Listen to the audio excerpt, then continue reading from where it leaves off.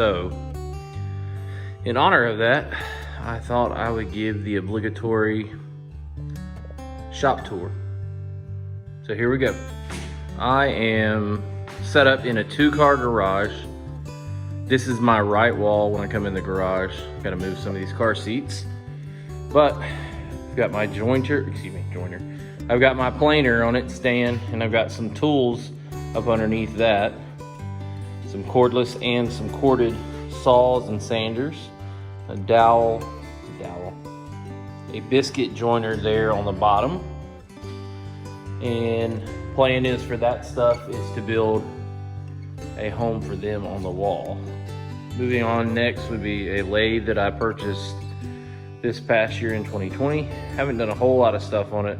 Done a couple turning, I would say, test runs, if you will. Above the joiner is some cordless tool organization for my Craftsman and rigid tools. And then various slots for just odds and ends, tape measures, levels, all that good stuff. Moving on, we've got the joiner here with its own shop vac, 2 sanders. We got the oscillating spindle and belt sander, and then we also got a belt sander with a disc sander. And next to it is the drill press. Notice everything that I have for the most part in this shop is on some sort of cart, movable. I can wheel it outside if I need to, even though I haven't gotten in a good habit of doing that. But that's the idea, and hopefully moving forward with dust collection, I will move it outside when I know it's going to be extremely dusty. This is the heart of the shop right here, in my opinion. This is my 12-inch compound miter, sliding, gliding, whatever you want to call it. But this is a Delta Cruiser. It's the newest series, or newest model in the series.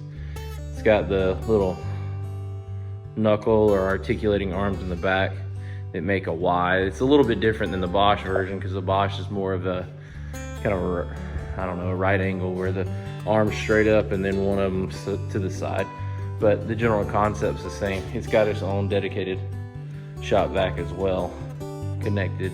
And it's done a lot better since I've got a vacuum on it. Behind it, I have some grinders that I'm gonna need to find permanent homes for, because right now behind my fence system here is just kind of a collection point.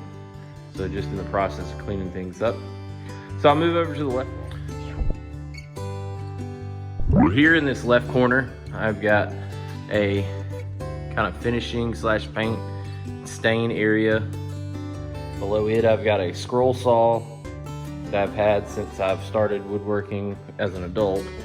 And then a Craftsman bandsaw 10-inch that I've had for almost as long as I've had the scroll saw.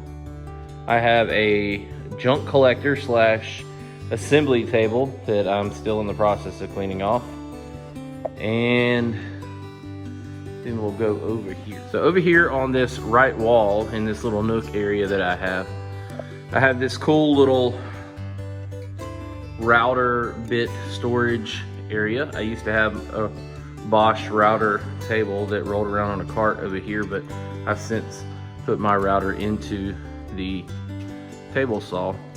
But this kind of came to fruition based on expanding from what Eric Lindbergh had done on Woodworking Nut. I really like his little router cabinet, but I kind of expanded on it, and I have probably 85, 86, somewhere in there, bits in there. I also built a sanding area. Probably gonna look to build something similar, maybe not for the sanding discs themselves here and all the way up, but to hold more of the sanders that I have. And I built some saw blade storage. Something that I recently built right before Christmas was this new clamp rack. You can see the old one there on the ground, but I got some new parallel clamps and some pipe clamps, so I've already run out of room. I'm gonna have to build another one. Here is the outfeed table that's dirty, that is in need of cleaning. It's got some paint supplies and some blowers and different tools up underneath it, a light that I've got to install. and another collection point. And finally, to the front left of my shop is my table saw.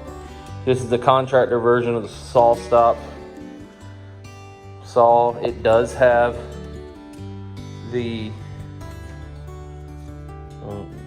I guess you call it Biesemeyer fence system on it. So more of the professional fence system as opposed to the tubing that it had, the aluminum tubing that it had previously. It's a very beefy fence system. I did get the largest one, and I have a huge table that I built and put in and installed myself with a router. This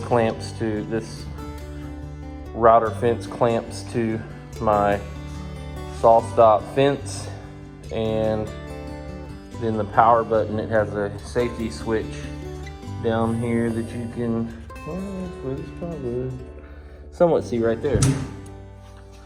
So far it's done pretty good. I haven't used it a whole lot just simply because I have this little router trim, or rigid trim router that I use over here. But all in all, this has been a great addition to the shop. So I like to do this every year just as a kind of document the progress and how things have changed. My near-term goal for the shop is to get it cleaned and clear of anything that I haven't used in the last year needs to go. I need to stop being a pack rat and a collector of things just because I think I may need it, because likely scenario is I'm not going to use it anytime soon and I can just go get it at a later point. I do want to create some wood storage for some of my commonly used items on some of the farmhouse stuff with the dimensional lumber, and then also potentially an area to store plywood. And then obviously gonna need some storage for my saws and different power tools that don't already have a home. But it has come a long way, and I'm looking forward to see what it looks like at the end of 2021. Thank you for tuning in my video. If you like this video, be sure to comment below. Also hit a like and give me a subscribe if you want to see more content. I can't guarantee you when that's going to come out, but as I work along, I'm going to try to record more stuff here in the new year. So thanks for tuning in.